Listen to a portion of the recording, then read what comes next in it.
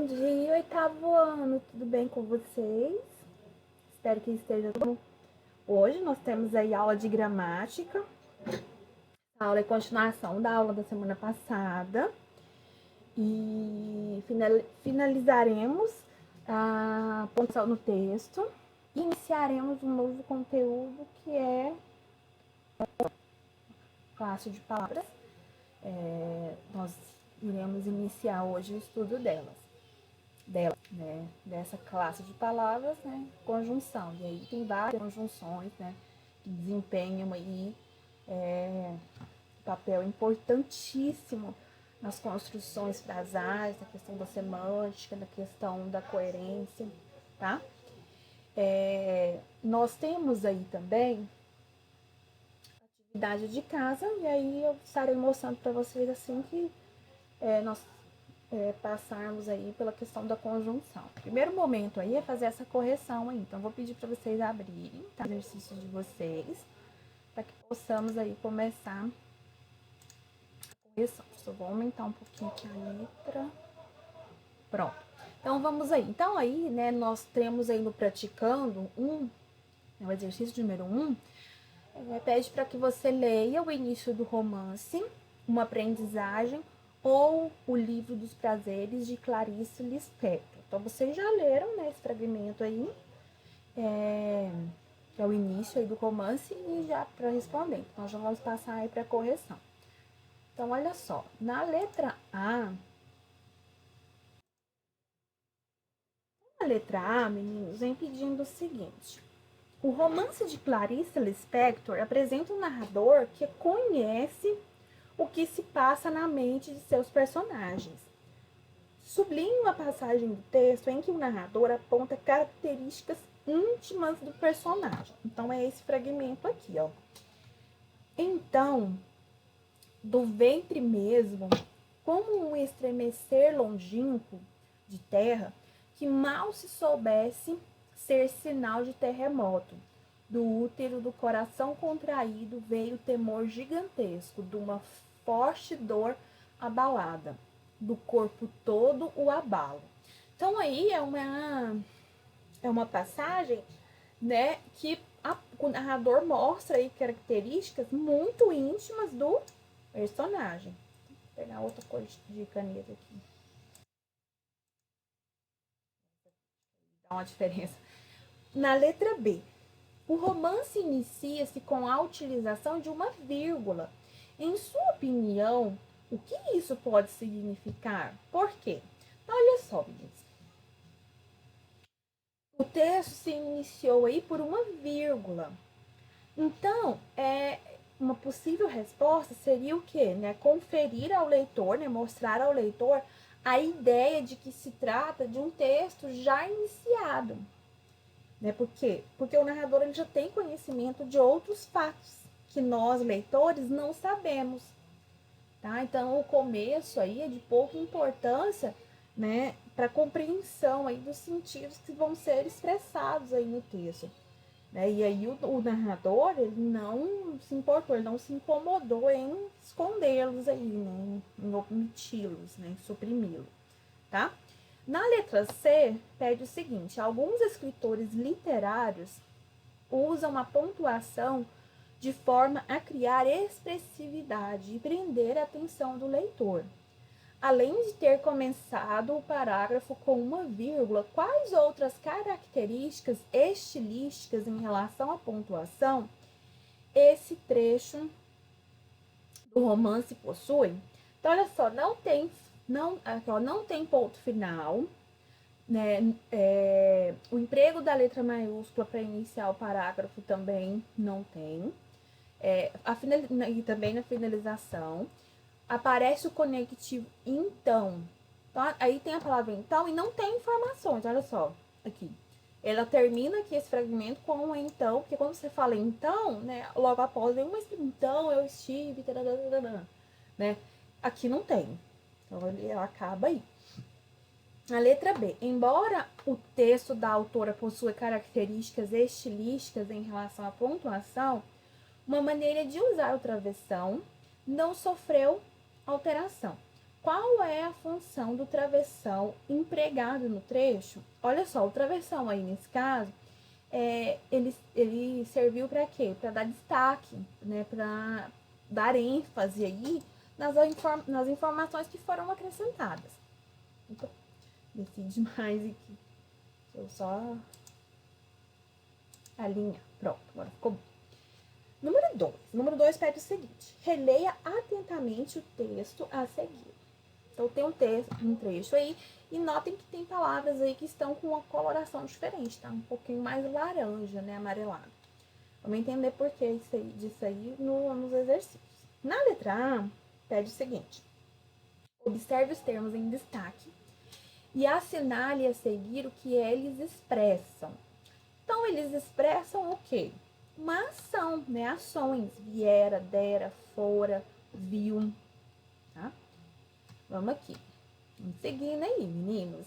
Letra B. Assinale a alternativa que apresenta o uso da vírgula com a mesma função que aparece no trecho.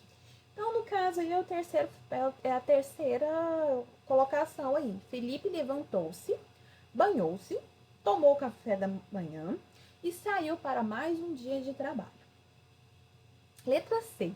Identifique a função das vírgulas utilizadas tanto no trecho do romance quanto na alternativa assinalada. Foi para separar o que? As ações. Então, ele levantou, tomou banho, tomou café da manhã e depois, por fim, ele saiu, né? Para mais um dia de trabalho.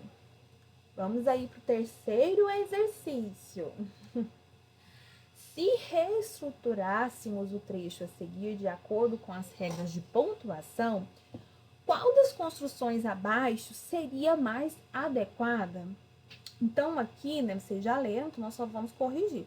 No caso, aqui é o primeiro trecho, tá? Se vocês tiverem alguma dúvida, vocês marquem aí no caderno ou no livro de vocês. E nas lives, vocês vão perguntando, vocês vão tirando dúvidas, tá? 4. Você considera poético esse texto? Por quê? Então, olha só. Sim, ele é poético, né? É uma resposta pessoal, mas o livro traz aí a informação de que ele é poético porque ele tem uma linguagem diferenciada. Ele não segue aí, né, totalmente as normas gramaticais e, além de tudo, ele utiliza muitas figuras de linguagem, né? E ele sugestiona aí, né, quando tem-se essa questão das figuras de linguagem, né, é um indício aí de que o texto, sim, é poético, tá?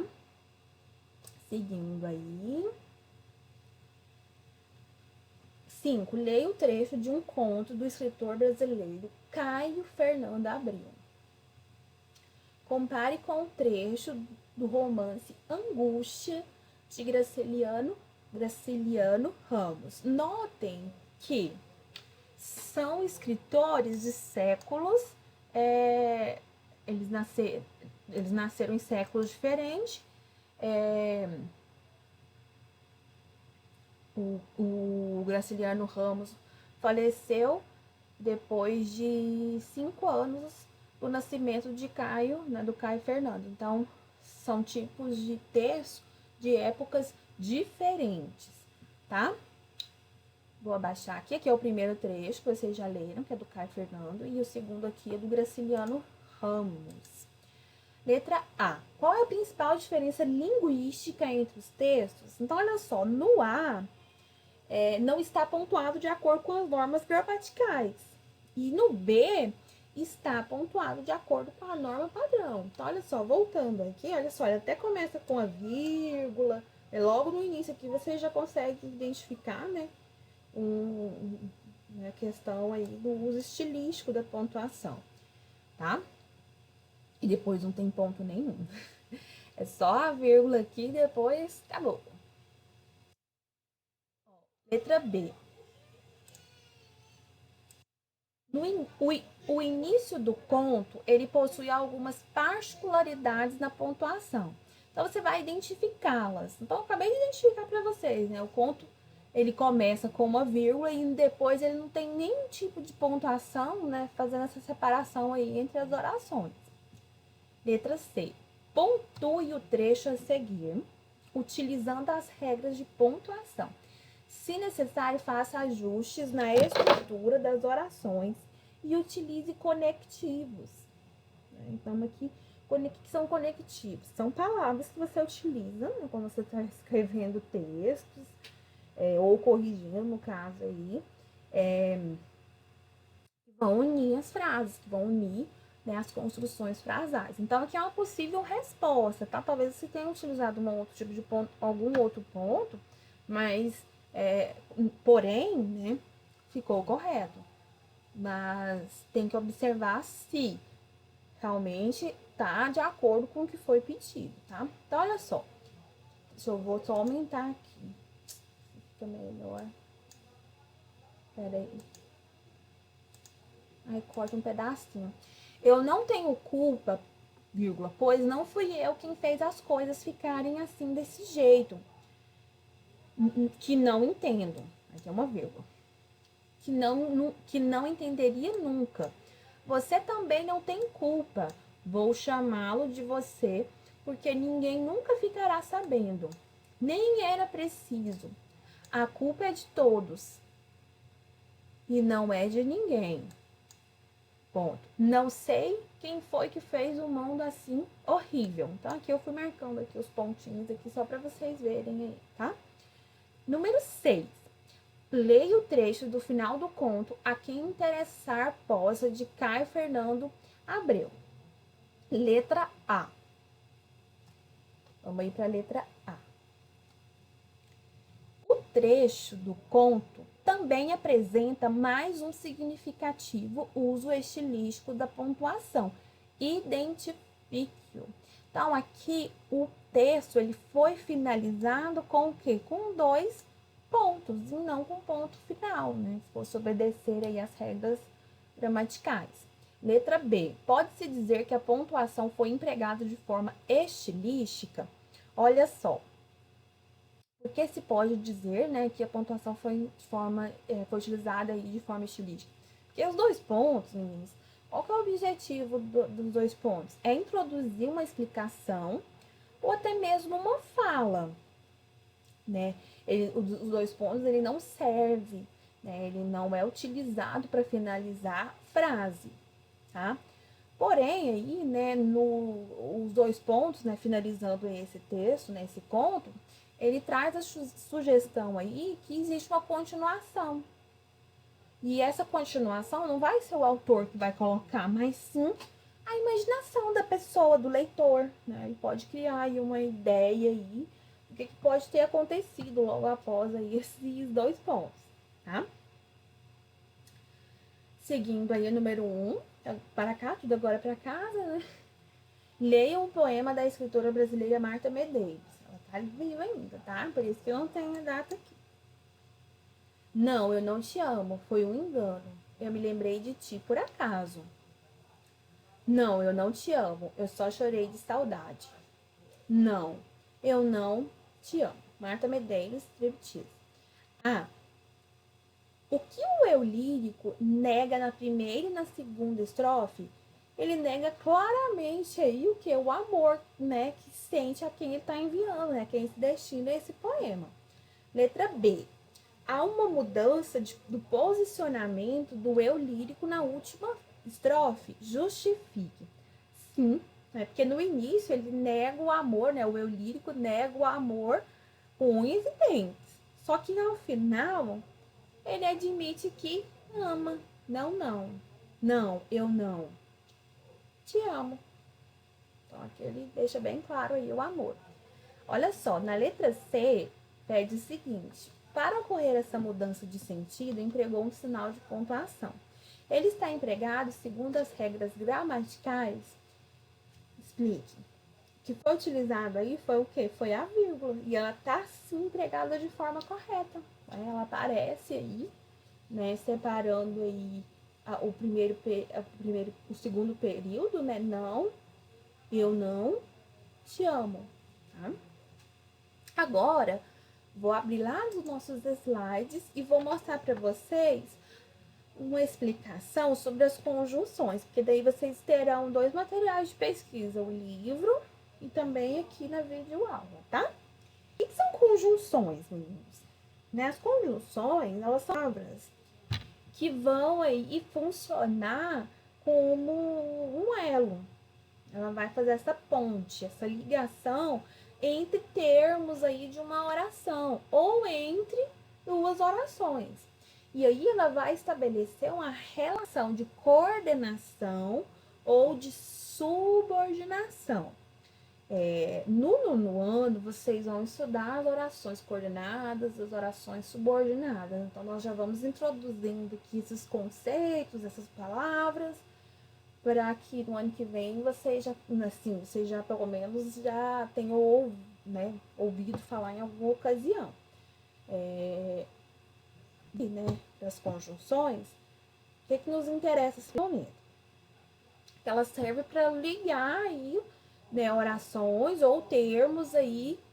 E essas orações elas podem estabelecer coordenação, ou seja, uma independe da outra, ou de subordinação, que nós temos a oração principal e a oração subordinada. Nós temos a oração principal e a subordinada precisa ir da principal para ter sentido. Elas são palavras invariáveis, ou seja, do jeito que ela está escrita, ela vai permanecer escrita. Por isso que ela é chamada de invariável. E aí ela não vai flexionar em gênero e número, ou seja, ela não vai passar para o feminino, não vai passar para o masculino, ela não vai para o plural, ela não vai para o singular, vai ficar lá do jeitinho que ela é. E aí tem dois exemplos muito legais aí, porque o primeiro mostra aí uma conjunção ligando termos dentro da mesma oração, dentro de uma oração. Vi sua mãe e seu pai na feira. A conjunção aí, é a integrante, ela está integrando aí as duas ações nessa oração. Depois, nós temos aí um exemplo de conjunção ligando orações.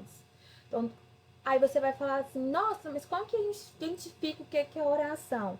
Um período para ser oração, ele precisa ter uma ação verbal, precisa ter um verbo.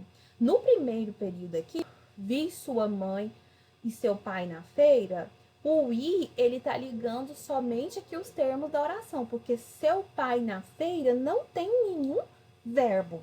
Já no exemplo de baixo, aí, estudei muito e aprendi a matéria, nós temos duas orações. A primeira é, estudei muito, que nós temos aí o verbo estudar. E aí, né, nós temos um sujeito oculto aí, né, eu estudei muito. E aprendi a matéria. Aprendi vem do verbo aprender. Então, é um outro período, é uma outra oração. Então, nesse caso aí, a conjunção e, estudei muito e aprendi a matéria, a conjunção e, ela também funciona aí para integrar, né, para juntar, porém ela está juntando orações, tá? Aí agora eu vou lá pro livro de vocês.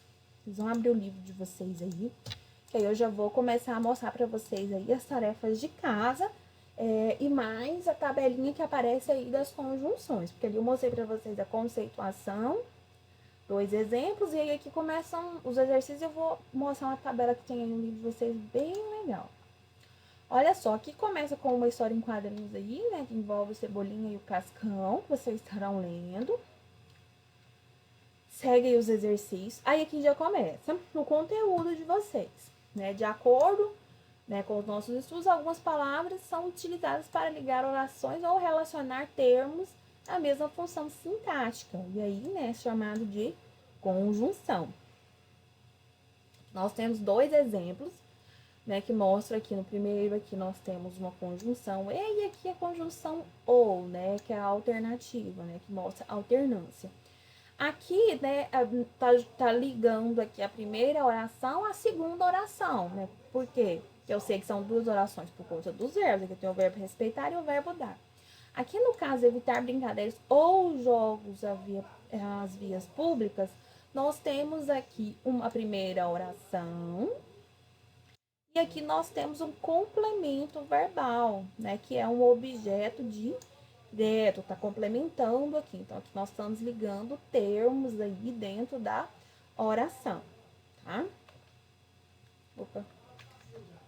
Vamos abaixar aqui. Deixa eu só alinhar. Pronto. Olha só, seguindo aí, né, nós temos as locuções conjuntivas. As locuções conjuntivas, meninos, é a junção, né? São expressões que têm a mesma função das conjunções. Então, né, temos aí dois exemplos, um com a locução conjuntiva desde que e para que, né? Para que nós temos aí o para, que é uma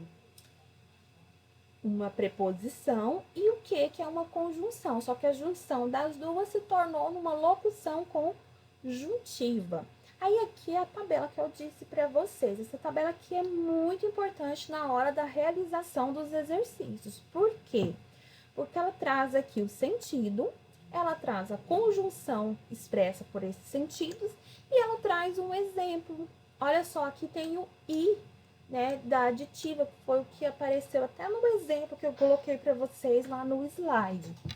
Aí nós temos a aditiva, nós temos a causal, adversativa, condicional, atemporal, a conclusiva, a final e a alternativa.